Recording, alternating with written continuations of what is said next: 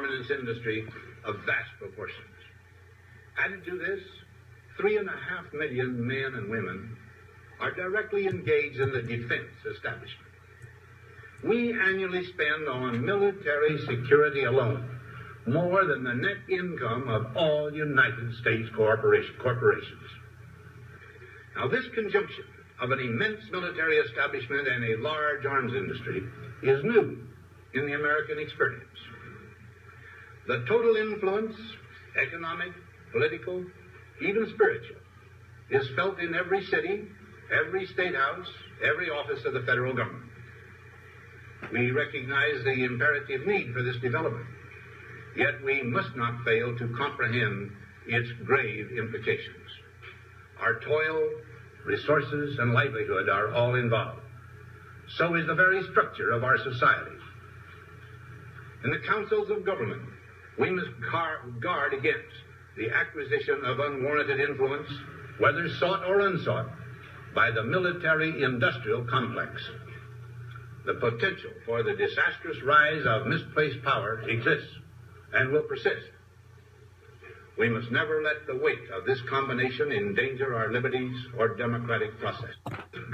Guard against the acquisition of unwarranted influence, whether sought or unsought, by the military-industrial complex.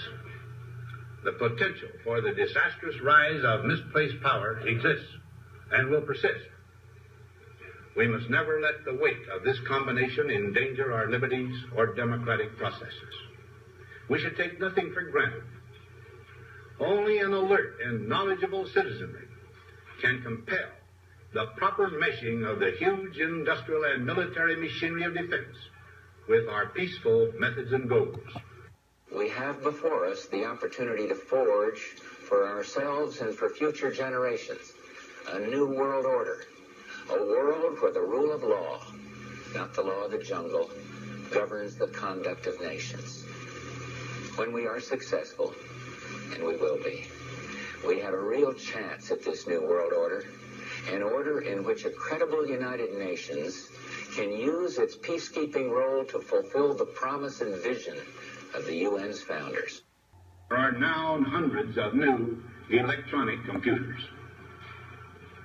The prospect of domination of the nation's scholars by federal employment, project allocations, and the power of money is ever present and is gravely to be regarded. But we have to put our money where our mouths are. And we can only realize the promise of this institution's founding to replace the ravages of war with cooperation if powerful nations, like my own, accept constraints.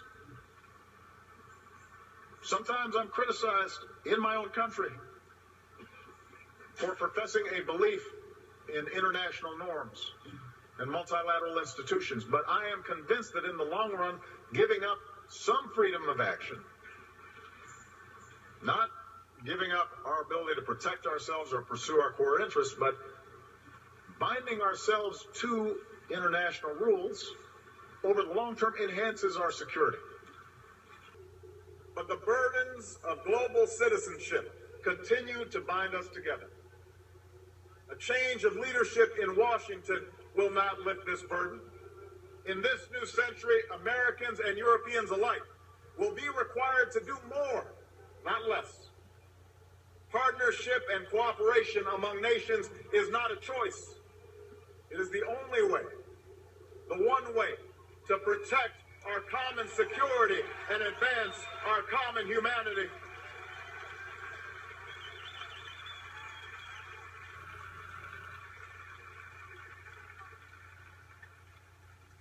That is why the greatest danger of all is to allow new walls to divide us from one another.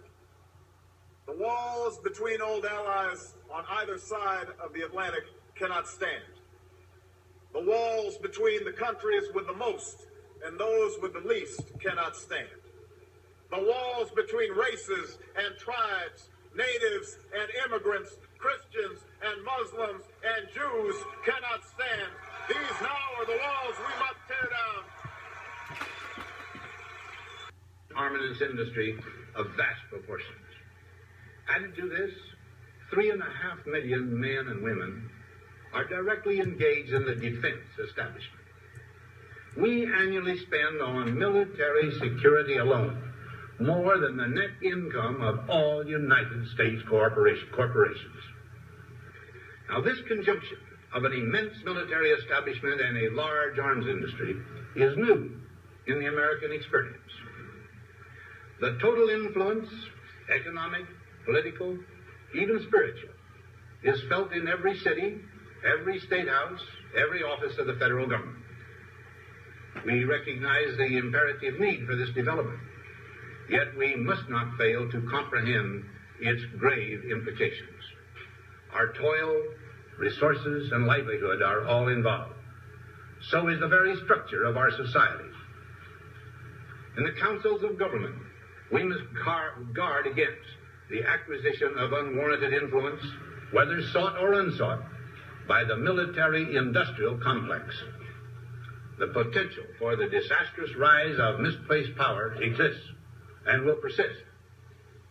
We must never let the weight of this combination endanger our liberties or democratic process.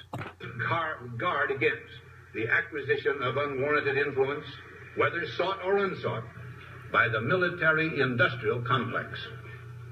The potential for the disastrous rise of misplaced power exists and will persist. We must never let the weight of this combination endanger our liberties or democratic processes. We should take nothing for granted. Only an alert and knowledgeable citizenry can compel the proper meshing of the huge industrial and military machinery of defense. This video is called The Conduct of Nations. Now, when you look at George Bush and his speech, and how it occurred well after MKUltra, they make it clear that they intend to use similar means to control human behavior. Substances, networks, institutions, celebrities, etc. What does the conduct of nations mean?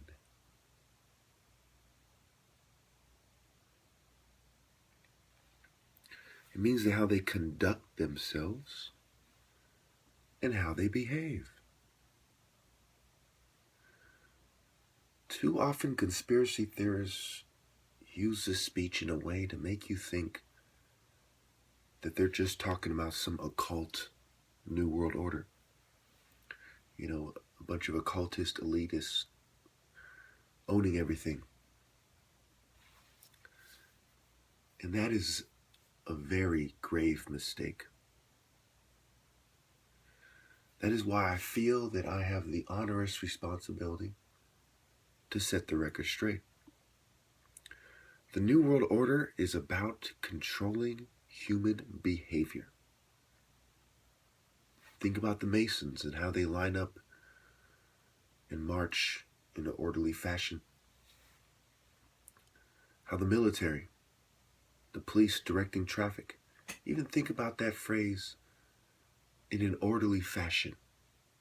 Please proceed in an orderly fashion.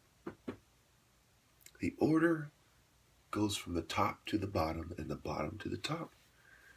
It's a pyramid on the dollar bill, not just the all-seeing eye. They intend to put everyone in what they think is their place. That's why they've been sabotaging my love life, trying to get me to be asexual or to settle, or even be homosexual.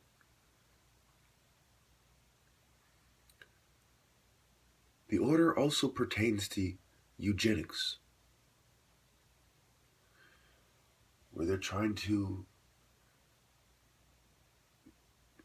reproduce people, to get people who have desirable traits and genes to reproduce at higher rates.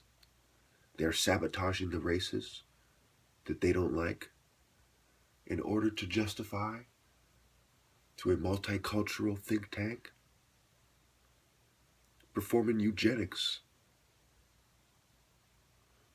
at higher rates on those races they find undesirable. Pharmaceuticals, the military, gangs, law enforcement, all these things are part of the New World Order. Around the time the gang stalking first began, I believe, there was a big black guy at the store who said that I'm going to have to fall in line. He was very angry and worked up about it.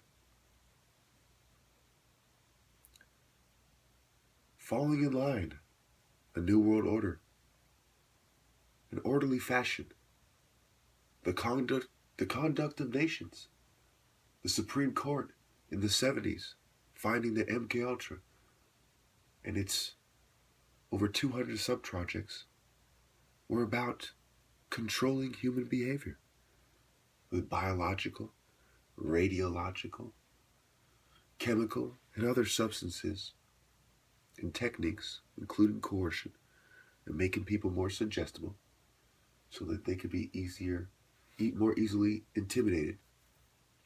Surreptitiously administering substances so they can be more readily controllable.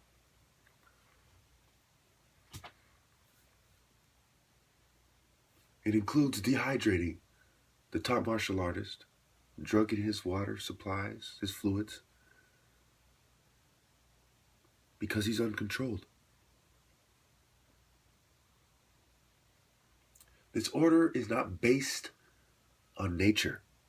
He said the rule of law. Who makes the law? A corporate elite. Who is Donald Trump? What party is he from? Who is Bush? Why was Obama saying a new world order as well? This is a liberal, progressive, and neocon agenda, and everyone else in politics is on board. The Green Party, the Libertarians, everybody. Make no mistake that the rule of the jungle is referring to prophets who received their divine revelations in nature. Deism and Masonry is about science to understand God and believing that God is both good and evil. He's a dualistic deity in their eyes. The corporate elite are a bunch of Freemasons that believe in dualism and natural deism, if you will, studying nature, but not as somebody who maintains sacred morality and tradition, but rather as a pseudoscientist with an agenda and ulterior motives. And since they do it under the cover of science, they seek to legitimize their bigotry, their racism, their narcissism by claiming it is scientific when nothing could be further from the truth. It's about time you all wake up. This New World Order comes straight from Satan. These are the facts. And even if you do not believe in God and the devil, and I always cover this to make sure that nobody has any excuse not to see it my way.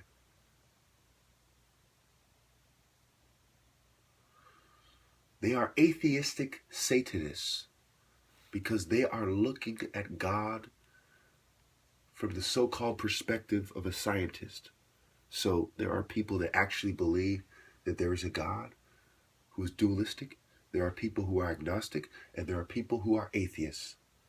But they all maintain the Luciferian doctrine, or a more classic version of Satanism. Thank you.